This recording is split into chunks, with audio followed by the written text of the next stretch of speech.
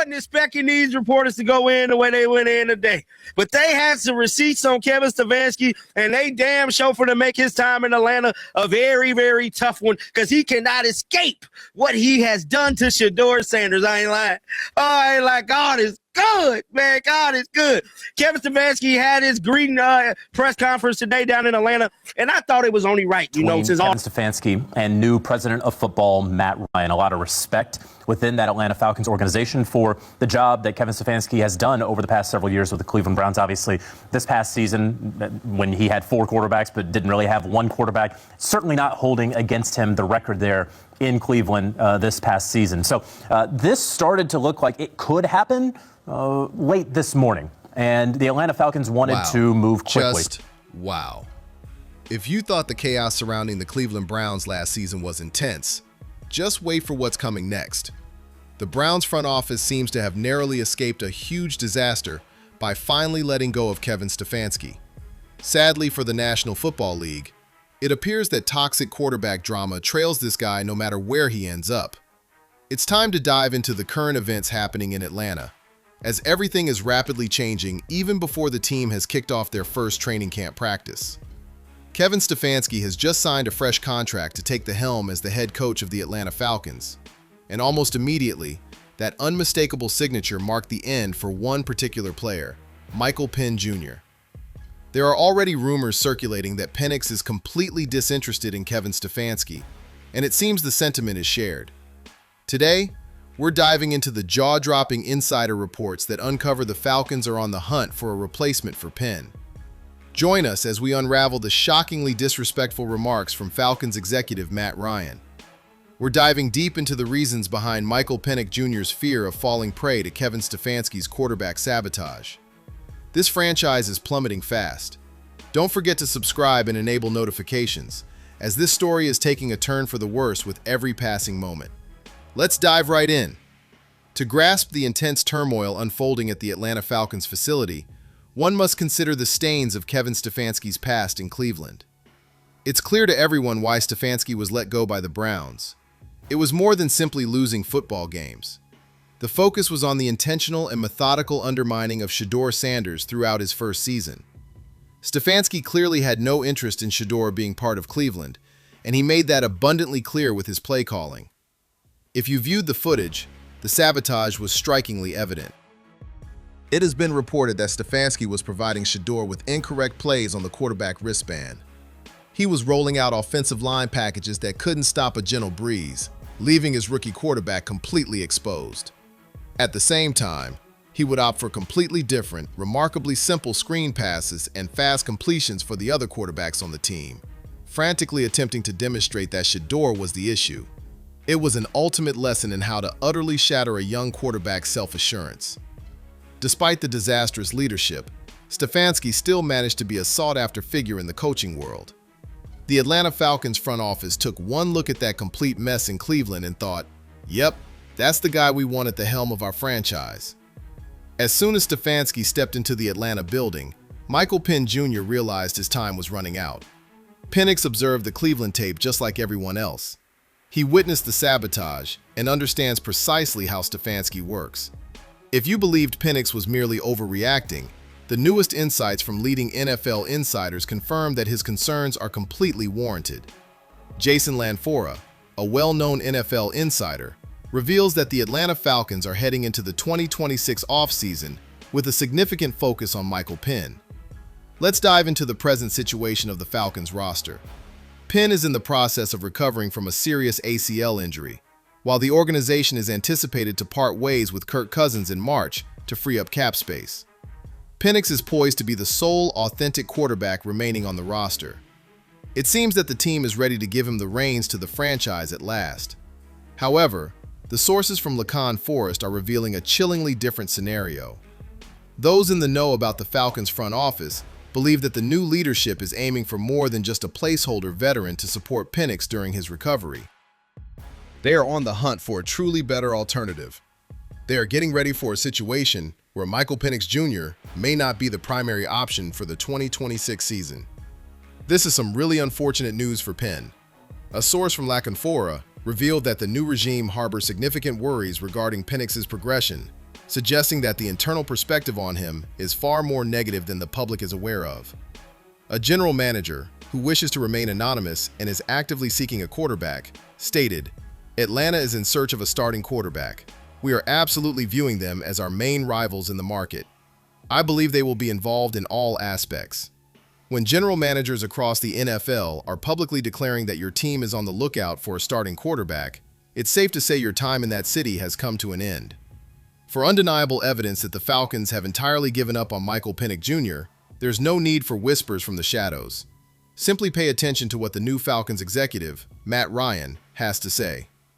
Matt Ryan is truly a legendary figure in Atlanta. He might just be the best quarterback this franchise has ever seen. He took home the MVP award. He brought them to the Super Bowl. His words hold incredible influence in that place. When Matt Ryan talks, the whole city pays attention.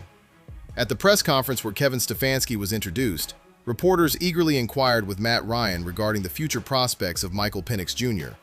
This was the ideal moment for the front office to demonstrate unwavering support for their young, injured quarterback.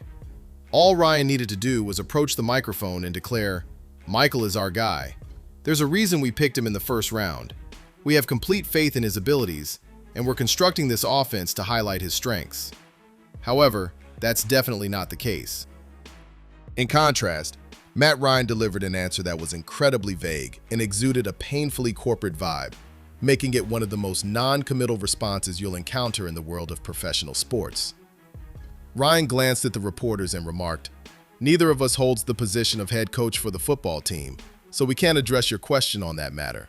However, we're all looking forward to coming together, and we're enthusiastic about Mike and his rehab progress. There's definitely a lot of conversation happening regarding the entire roster." Let's turn that executive coach jargon into something real. When a front office executive informs the media that the head coach will determine the starting quarterback, it raises a huge red flag. This is the ultimate downfall.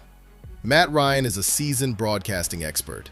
After dedicating a year to CBS, he moved on to this executive position. He understands precisely how his words will resonate with the media, the fans, and, crucially, the players in the locker room. By not openly backing Penn, Matt Ryan was delivering a strong and unmistakable signal to the entire NFL. The Atlanta Falcons are actively seeking options at the quarterback spot. What's driving the new regime's urgency to get Penix out the door? Ultimately, it's a huge showdown of diverse cultures and coaching styles. Kevin Stefanski has clearly established his firm stance on the kind of quarterback he aims to collaborate with. He seeks a system manager who is both compliant and ready for a challenge. He seeks a quarterback who will unconditionally adhere to his strict, old-fashioned play calling without ever challenging the offensive framework. He desires a machine to take the lead on the field. Michael Penn Jr. is nothing like that. Penix is an electrifying, agile, left-handed talent on the field. He plays the game with unmatched confidence. He strolls through the facility sporting a do-rag. He possesses a larger-than-life personality and showcases an electrifying confidence that classic, old-school coaches like Stefanski simply can't stand. Stefanski glanced at Penn and recognized the same independence and swagger that he despised in SHEDEUR'S. He prefers a quarterback who doesn't dominate the atmosphere. He seeks a quarterback who shows unwavering respect to the coach. From Penn's viewpoint, the feeling of disdain is entirely reciprocal. Penix observed as Stefanski dismantled a perfectly working offense in Cleveland, all to satisfy his own ego. He understands that if he enters the field within Stefanski's system, he will face awful play calls. He's going to be positioned for failure, and when the offense inevitably falters, he'll be the one thrown under the bus to the media. This goes beyond just a basic disagreement about strategies. This represents a core clash between a dynamic contemporary athlete and a rigid, domineering head coach. The most heartbreaking aspect of this whole scenario is that Michael Penix Jr. has no power to push back at all. If Penn were in good health, he would be able to hit the practice field, showcase his skills, and compel the coaching staff to give him playing time purely based on his talent. Penix is currently facing the tough journey of recovering from a torn ACL. He struggles to demonstrate his value on the field. He finds himself trapped in the training room, entirely subject to the whims of a front office that is scheming his departure. Penn finished with a record of 3 wins and 6 losses in his inaugural season as a starter. He achieved a completion rate of 60%, averaging 220 yards per game with 9 touchdowns and 3 interceptions. He displayed moments of sheer brilliance intertwined with the usual challenges faced by a rookie quarterback learning to maneuver through a complicated NFL defense. In the past, under the regime that selected him in the first round, he would have received the time and understanding needed for his development. They were invested in his success.